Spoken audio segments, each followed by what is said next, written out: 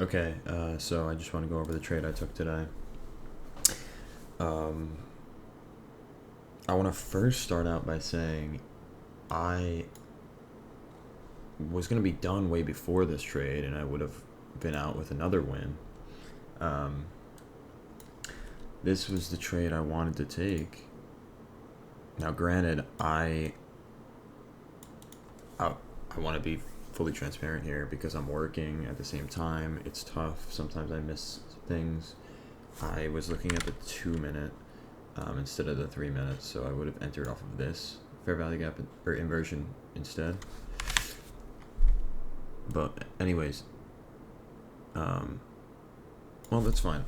Let's treat it like, now technically we should have entered off the 3 minute, but let's treat it like I would have in real time, and I would have been entering off the 2 minute because I did not see the 3 minute, and I was working, and I have a bunch of things going on. So um, I wanted to enter there, and my TP, I literally just wanted like a 1-to-1, and I was going to, I mean, you could break even here. Realistically, you shouldn't have to worry about it going back to break even at that point because it's so close, but you never know.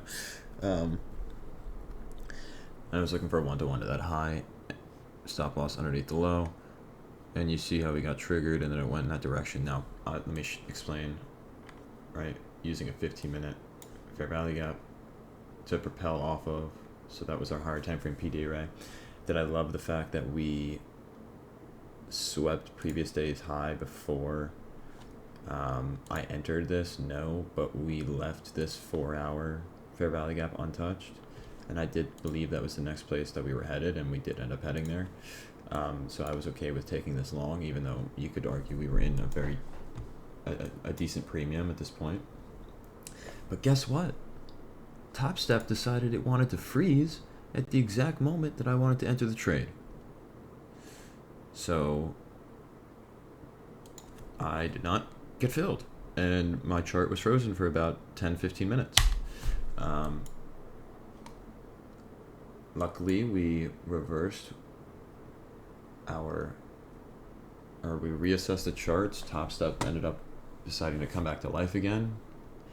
By the way, just ridiculous for that platform to have taken away Tradeovate and all other options to only give us Top Step X and not have it.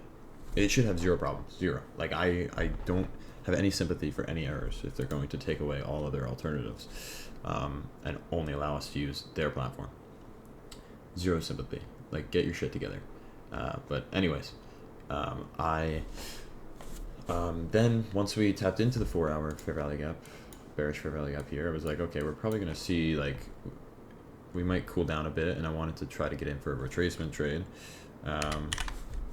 At first, I was targeting this 15-minute, just the 15-minute low here. I didn't want this, and this was, I entered before the 1 hour fair value gap was actually in effect, but then you can see my take profit was just this 1 hour fair value gap once it closed.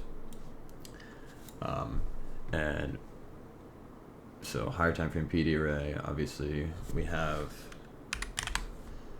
a sweep of this high here. You could argue that was the sweep and whatnot. And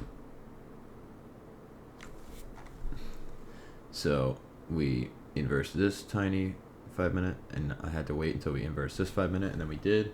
And I entered with a market order because due to the fact that Top Step had froze up for 10 minutes, its chart looked weird. So it didn't look like this on Top Step X, and I'll show you my execution, and you'll see the chart. So I couldn't really get, I couldn't place a limit order here because it looked different on Top Step. So I placed a market order when we inverse this. I waited on TradingView, looked, okay, we inverse, cool, placing a market order. Got him with 2 contracts. I was only able to risk $150 because that was my total drawdown on that was my remaining drawdown left on the Express account that I have. And so that's kind of hindering, obviously, my other 2 accounts that I'm copy trading. I'm copy trading from the Express account And so my other two accounts, I would like to risk more because they are combines.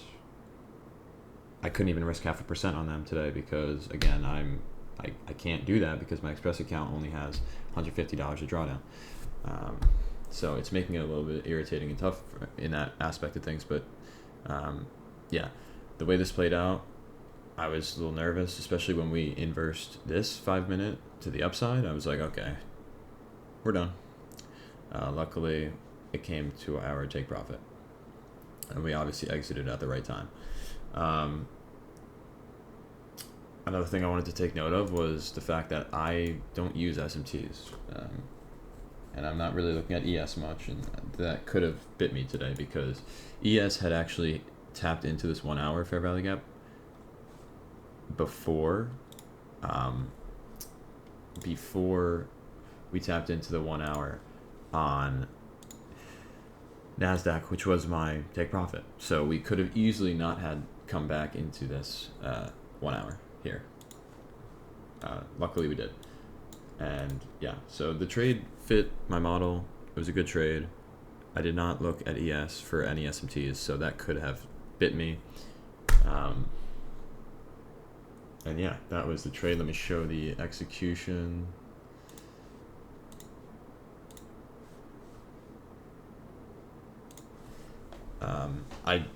I drew what I think was my risk reward because I risked like 150 to make 152 or something. I don't know. So it was something like that.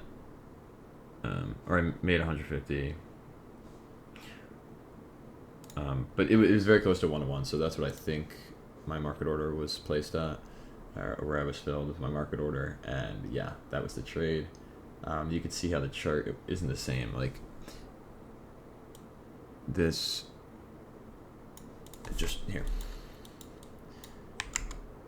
Oh wait, it's gonna be hard to show. It's just not the same. They're like the fair value gaps look completely different. This fair value gap's way bigger on this chart, and it's simply because of I've never seen it before, so I think it has to do with how it froze up for like 10 minutes, and then the data came back to life. But yeah, so that was the trade. It is technically a losing week, just because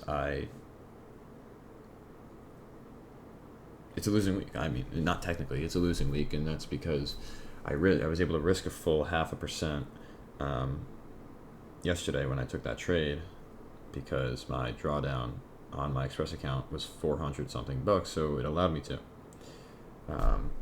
And then today, it did not allow me to. I could not risk 250 bucks on that account. The drawdown was only 150 bucks, so I had to risk 150 bucks, and therefore, instead of being break even, we are down on the week, but that's okay. It was nice to get that win, and yeah.